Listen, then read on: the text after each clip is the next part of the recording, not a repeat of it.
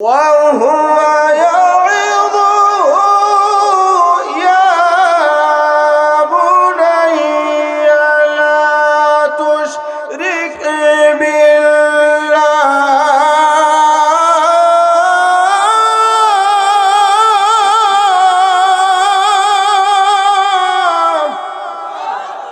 হযরত লুকমান হাকিম উনি কোনো নবী ছিলেন না। বিশুদ্ধতম মত হলো আল্লাহ রাব্বুল আলামিন এই লুকমান হাকিমের প্রতি এতটুকু সন্তুষ্ট হয়ে গেছিল, আল্লাহ এত রাজি খুশি হয়ে গেছিল, আল্লাহ এই লুকমানের কাছে দুইটা জিনিস পেশ করেছিলেন। একটা হলো হিকমত, আর একটা হলো নবুয়ত। অর্থাৎ নবী হওয়ার জন্য আল্লাহর পক্ষ থেকে লুকমানের কাছে পেশ করা হলো, ও লুকমান, আপনি কি হিকমত নিবেন নাকি আপনি নবী হবেন? লুকমান আলাইহিস সালাতু ওয়াস সালাম বলেন, আল্লাহ, আমি হিকমতটাকে বাছিয়া নিলাম। তার উদ্দেশ্য হইল আমাদের সমাজে নেতাগিরির পদ যদি পাইতে চায়, এই পদের জন্য আপন ভাইকে মার্ডার করিয়া ফেলে। কথা বলেন আছে না নাই?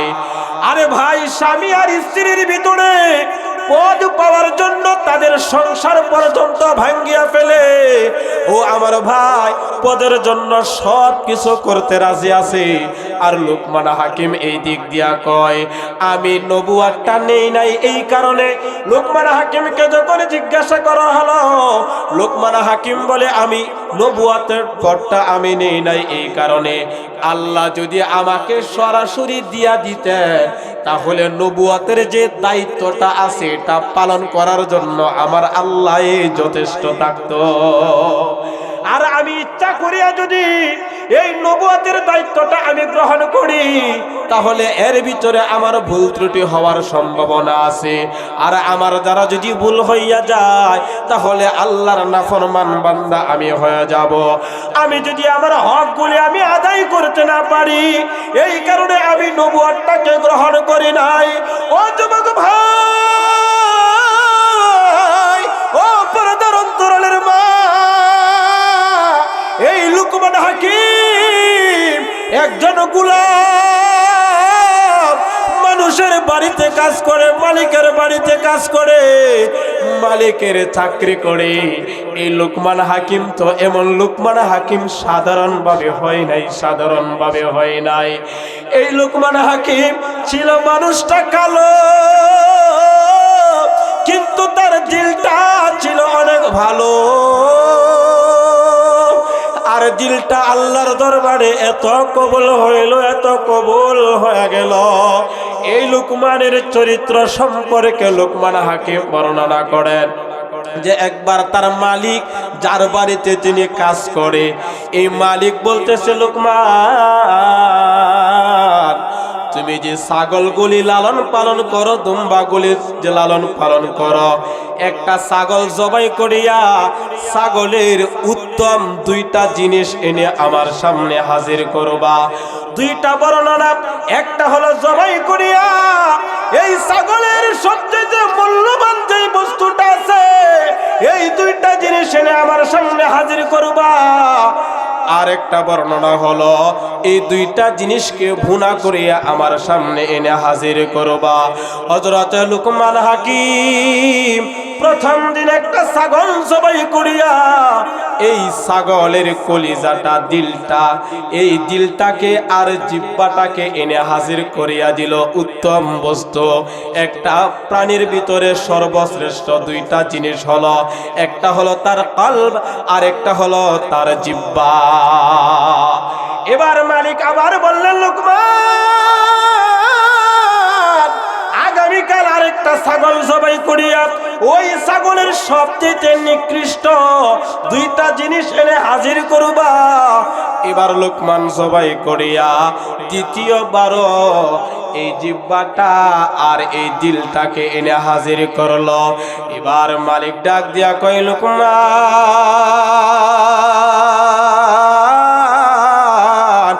বুঝলাম না তোমারে আগে বললাম উত্তম জিনিস আনার জন্য, তুমি আল্লাহ জিহ্বা আর তার রূহটা, তার কলিজাটা। আবার দ্বিতীয়বার বললাম নিকৃষ্ট জিনিসটা আনার জন্য, তুমি দ্বিতীয়বারও এই দুইটা জিনিস এনে হাজির করলা। এবার লোকমান হাকিম ডাক দিয়া কয়, ও আমার মালিক,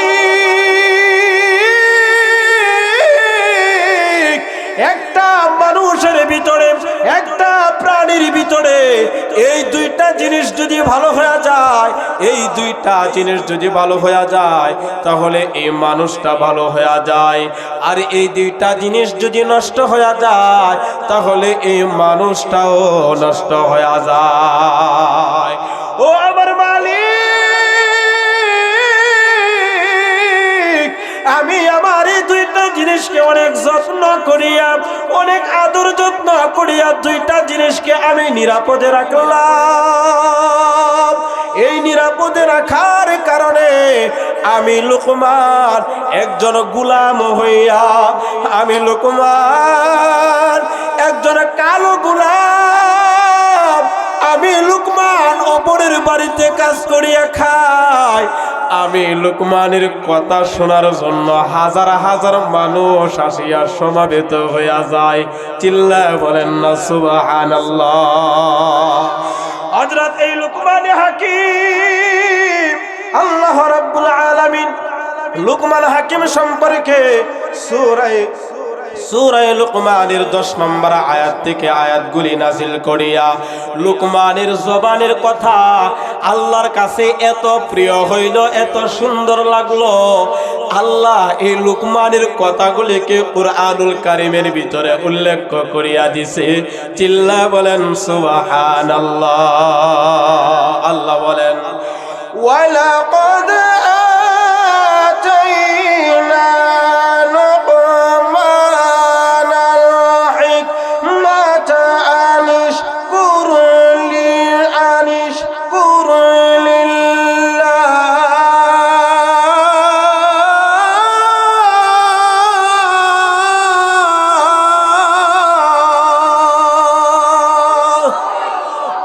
আল্লাহ বলেন, ও লোকমান, আমি আপনাকে হিকমত দান করলাম। আতাইনা লুকমানাল হিকমা, আমি লোকমানকে হিকমত দান করলাম। ও লোকমান, আপনি শুকরিয়া আদায় করুন। আনিশকুরু লিল্লাহ, আপনি আল্লাহর দরবারে শুকরিয়া আদায় করুন।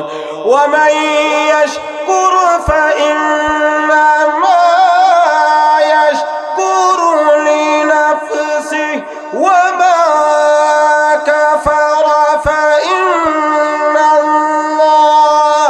গানিয়্যুন হামিদ।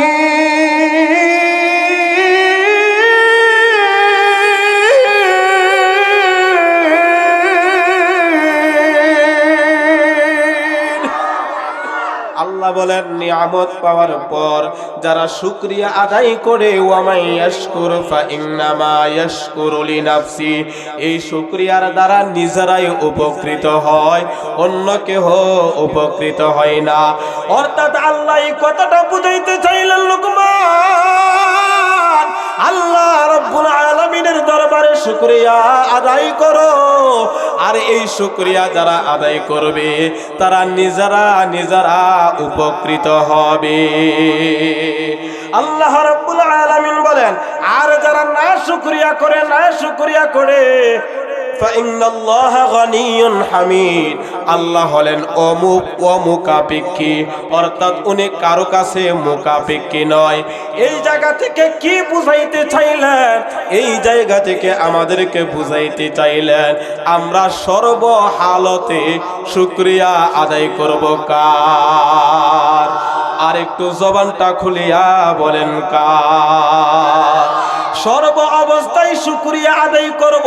যে অবস্থার ভিতরে আছেন, ও যুবক ভাই, বিদেশ থেকে মায়ের কারে আসে পড়েন, ব্যবসা বাণিজ্য ভালো হয় না, মার খাইয়া যায়, লস হইয়া যায়। ও পর্দার অন্তরালের মা, আপদ বিপদ একটার পর একটা থাকে, রোগবালা একটার পর একটা লাগিয়া থাকে, এর জন্য না শুকরিয়া করা যাবে না। কারণ আল্লাহ যাকে যেই অবস্থায় রাখে এটাই হলো আলহামদুলিল্লাহ। কথা বলেন ঠিক কিনা? তার কারণ হলো যার শেষ ভালো তার হলো সব ভালো। কারণ আপনি যেই মুহূর্তে কঠিন একটা মুসিবতের মধ্যে পড়িয়া আল্লাহর না শুকরিয়া করলেন, এমন হালতে আপনার যদি মরণ হয়ে যায় তাহলে নাফরমান অবস্থায় মরণ হয়ে যাবে। বলবেন হুজুর দলিল কি? দলিল কি? আমি আপনাদের সামনে আরেকটা হাদিসের শেষ অংশ, ছোট্ট একটা অংশ তেলাওয়াত করেছিলাম। ইন্নামাল আমালু বিল খাওয়াতিম। আল্লাহর হাবিব বলেন শেষ ভালো যার, সব ভালো তার। সবাই জবান দ্বারা রাসূলের কথাটা একটু বলেন, যেন নিজের দিলের ভিতরে শুকরিয়া আদায় করতে পারি। বলেন শেষ ভালো যার। সবাই বলেন শেষ ভালো যার। এই হাদিসটা হলো একটু লম্বা একটা হাদিস। আল্লাহর হাবিব মুহাম্মদুর রাসূলুল্লাহ সাল্লাল্লাহু আলাইহি ওয়াসাল্লাম সাহাবায়ে কেরামের সামনে বসা, আর ওই দিক দিয়া মুসলমান আর কাফেরদের মধ্যে যুদ্ধ চলতেছে। মনোযোগ দিয়া শুনবেন আল্লাহর হাবিবের হাদিস। নবীজি আলোচনার মধ্যস্থলে বললেন, হে আমার সাহাবীরা শোনো, যদি তোমরা জাহান্নামী ব্যক্তি দেখতে চাও তাহলে ওই যে মুসলমানদের পক্ষ হইয়া যেই ব্যক্তিটা যুদ্ধ করতেছে এই মানুষটা হইল জাহান্নামী। আশ্চর্য বিষয় যে মুসলমানদের পক্ষ হয়ে কাফেরদের বিরুদ্ধে যুদ্ধের মধ্যে লিপ্ত এই মানুষটারে নবীজি আঙ্গুল দিয়া দেখাইতেছে। মাটির মধ্যে লুটিয়া পড়ল, আর তার শরীরে আর কোনো শক্তি পাই না, দিশেহারা হয়ে গেছে, তার অনেক কষ্ট করতেছে, আর যুদ্ধ করার মতো ক্ষমতা তার ভিতরে, সাহসটা হারিয়ে ফেলছে। কিন্তু তার মরণ হয় না, মরণ হয় না, শরীরটা ক্ষত বিক্ষত হয়ে গেছে। সর্বশেষ তাকাইয়া দেখে এই ব্যক্তিটা নিজের হাতে যেই ধারালো অস্ত্রটা ছিল এই অস্ত্রটারে বুকের মধ্যে লাগাইছে।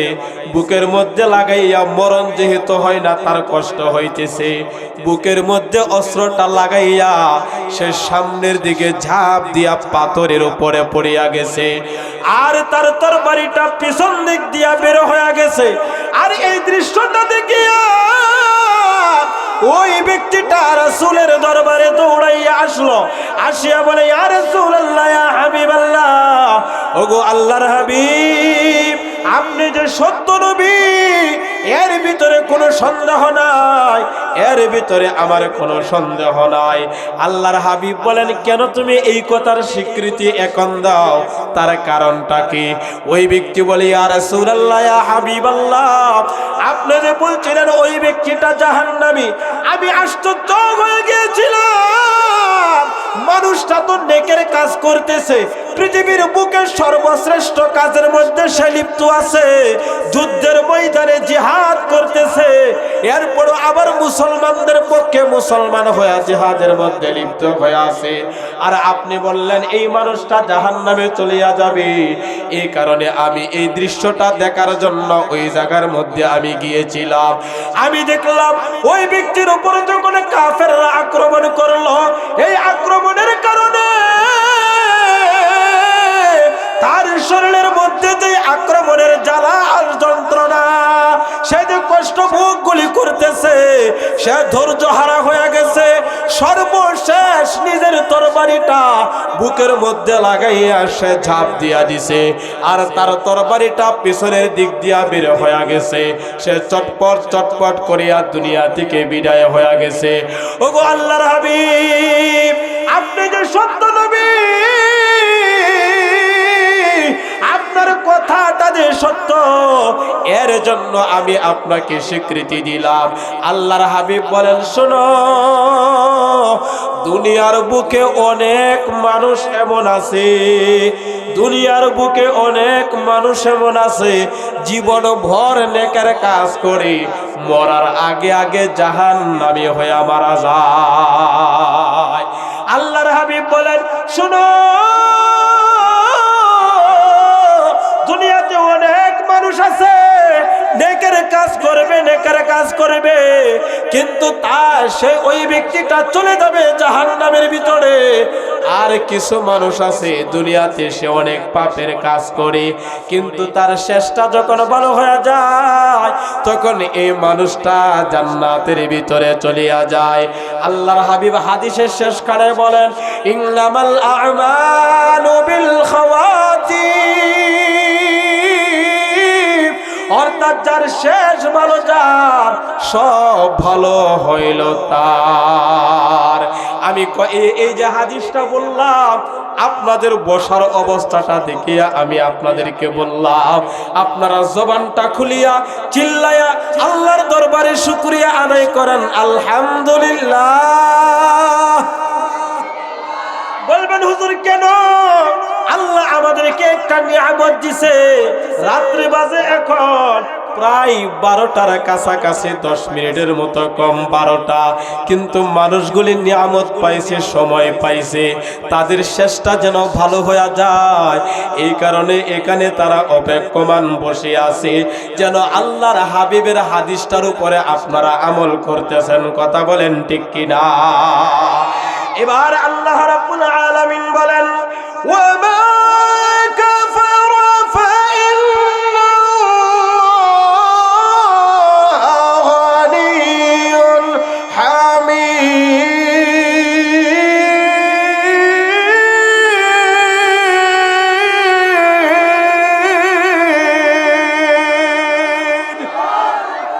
আল্লাহ বলেন, নিয়ামতের শুকরিয়া আদায় করলে এটা নিজেদের জন্য আল্লাহ আরো বাড়াইয়া দেয়, আর যদি কেউ অস্বীকার করে এর দ্বারা নিজের ক্ষতি হয়, আল্লাহর কোনো ক্ষতি হয় না। আল্লাহ রাব্বুল আলামিন লুকমান হাকিমকে হিকমত দান করলেন। এরপরে লুকমান হাকিমের কিছু কাজ আছে, এই কাজগুলি এক ব্যক্তি আসিয়া প্রশ্ন করে, তাফসিরে মারিফুল কুরআন, তাফসিরে ইবনে কাসির, তাফসিরুল বিভিন্ন কিতাবের ভিতরে এই হাদিসটা লম্বা একটা হাদিস উল্লেখ করিয়া বলেন, লুকমান হাকিম তো ছিল রাখাল একজন, সে যখন কথা কয় তখন হাজার হাজার মানুষ আইসা সমাবেত হয়ে যায়। এখন তার এক বাল্যকালের বন্ধু রাখাল, যারা ছাগল চড়ায়, একসাথে ছাগল চড়াইলে পাশের বাড়ির বন্ধুটা ছাগল চড়ায় না? কথা কয় না? ছাগল চড়ায়। এখন লুকমান হাকিম উনার ইবাদত বন্দেগী আল্লাহর কাছে এত কবুলিয়ত হইল, উনি কথা বললে মানুষ উৎপেতে থাকে উনার কথা শোনার জন্য। কন্যা সুবহানাল্লাহ। যেমন আমাদের সমাজে বাস্তব নমুনা হইল মুফতি আতিকুল্লাহ সাহেবের কথাটা বলি, উনি তো এখানে নাই, সামনাসামনি প্রশংসা করাটা ঠিক না। উনার একটা স্বভাব দেখবেন, আসরের পরে হোক, মাগরিবের পরে হোক, জোহরের পরে হোক, যেখানে আলোচনা শুরু করে মানুষ না থাকলেও কেমনে জানি কোথায় থেকে জানি মানুষ আইসা সমবেত হয়ে যায়। হয় কি হয় না? কথা কয় না? হয় কি হয় না? আমি যখন এই আয়াতের তাফসীর পড়ি, এই হাদিস কানা যখন আমি পড়ি, আমার চোখের সামনে যেন লুকমান হাকিমের মতো এই মুফতি আতিকুল্লাহর চেহারাটা যেন ভাসিয়া যায়। অর্থাৎ এমন একজন মানুষ যখন কথা কয়, কথা শোনার জন্য মানুষগুলি পাগল পারা হয়ে যায়। আমাদের মতো এরকম সুর দিয়া টাইনা ওয়াজ করে না, আস্তে আস্তে কথাগুলি বলে, কিন্তু কথার ভিতরে একটা কি আকর্ষণ, নূর আছে না নাই? হযরত লুকমান হাকিম ছাগল চড়ায়, আর উনিও যখন কথা কয় তখন মানুষগুলি দল বাঁধিয়া বাঁধিয়া হাজার হাজার মানুষ আইসা কথা শুনে। একদিন দেখে লুকমান হাকিম এক জায়গার মধ্যে দাঁড়াইয়া কথা বলতেছে, মানুষ আইসা কয়, ও লুকমান, আমাদেরকে কিছু উপদেশ দান করো, কিছু উপদেশ দাও। এবার লোকমান হাকিম দাঁড়াইয়া উপদেশ দেওয়া শুরু করছে। উপদেশ দিতে দিতে হাজার হাজার মানুষ এসে সমবেত হয়ে গেছে। কিন্তু তার বাল্যকালের যে একটা বন্ধু ছিল, একসাথে ছাগল চড়াইছিল, ওই বন্ধুটা দূর থেকে আসিয়া দেখে কয়, কিরে, যে লোকটা আলোচনা করতেছে এটা তো অন্য কেউ না, তো আমার লোকে ছাগল চড়াইতে যে একটা লোক আছিল হের মতো দেখা যায়। তো অবাক হয়ে জানা, আস্তে আস্তে কাছে আইসে দেখে কাছে না, আমি যেটা দেখছি এটা 2000 ঠিক। আর একটু কাছে আইসা তখন কয়, এই ভাই, তুমি কি এই সেই লোকমান যেই লোকমান আগে ছাগল চড়াইতা? সুবহানাল্লাহ। বন্ধু আইসা জিজ্ঞাসা করে, রাখাল বন্ধু, আপনি কি ওই লোকমান যেই লোকমান আপনি পাহাড়ের মধ্যে আমাদের সাথে ছাগল চড়াইতেন? এবার লোকমান বলে, হ্যাঁ, আমি তোমাদের সেই লোকমান, ছাগল চড়াইতাম। আল্লাহু আকবার। এবার বন্ধু ডাক দিয়ে কই, লোকমান, তুমিও ছাগল চড়াইতাম, আমিও তো তোমার সাথে ছাগল চড়াইতাম। আজকে তোমার এত সম্মান হয়ে গেল, তোমার জন্য হাজার হাজার মানুষ পাগল, কিন্তু আমার জন্য তো এত মানুষ পাগল না। লোকমান হাকিম ডাক দিয়া কই, বন্ধু, তোমার জন্য মানুষগুলি পাগল হয়ে যাবে, তোমার কথাগুলিও মানুষে শুনবে, তুমিও লোকমান হাকিম হইতে পারবা। অর্থাৎ লোকমান হাকিম হইতে গেলে বড় কিছু লাগে না, বড় কিছু লাগে না। ওই লোকমান যদি গোলাম হইয়া লোকমান হাকিম হইতে পারে, তাহলে আমরা স্বাধীন পুরুষ হইয়া কি লোকমান হাকিমের মতো মর্যাদাবান হইতে পারবো না? তাহলে কে কে আছেন যুবক ভাই? আল্লাহ আমাদেরকে লোকমান হাকিমের গুণগুলি অর্জন করার তৌফিক দান করুন। সবাই বলেন আমিন। নারে তাকবীর, নারায়ে তাকবীর। এবার লোকমান হাকিম তার বন্ধুরে কয়, আমার কাছে 9টা গুণ আছে, 9টা জিনিসকে আমি অনেক অনুকরণ করি। এই 9টা জিনিস যদি তোমরা অনুসরণ আর অনুকরণ করতে পারো, বন্ধু, তুমিও লোকমান হাকিমের মতো হইতে পারবা। তাহলে 9টা গুণ আমাদের মুখস্থ করতে হবে। গুণগুলি হলো অতি সহজ গুণগুলি। আমি আলোচনা নিছি, অনেক লম্বা একটা আলোচনা। তো আগে আমরা লোকমান হাকিমের মতো হতে চাই। এখানে অবিশ্বাসের কোনো কিছু নাই। লোকমান হাকিম কোনো নবী ছিল না, ছিলেন একজন আল্লাহর ওলি। আর আল্লাহর ওলি আমরা সবার হওয়ার সুযোগটা আছে না নাই? যদি থাকে আমরা এখান থেকে একটা একটা করে আমরা শুনবো, এরপরে কুরআনুল কারীমের সামনের দিকে আমরা আগাইব।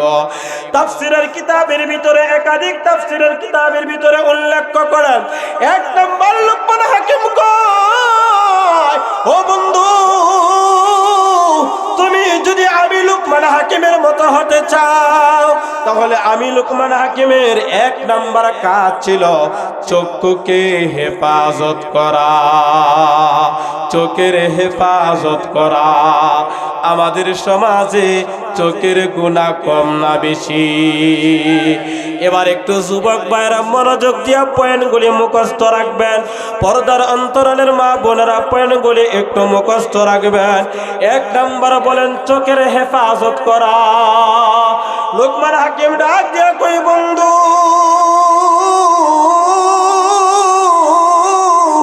আল্লাহ যে 2টা চক্ষু দিল, এই চক্ষুটা যেই কাজের জন্য দিছে, এই কাজের মধ্যে তুমি এই চক্ষুটাকে লাগাইবা।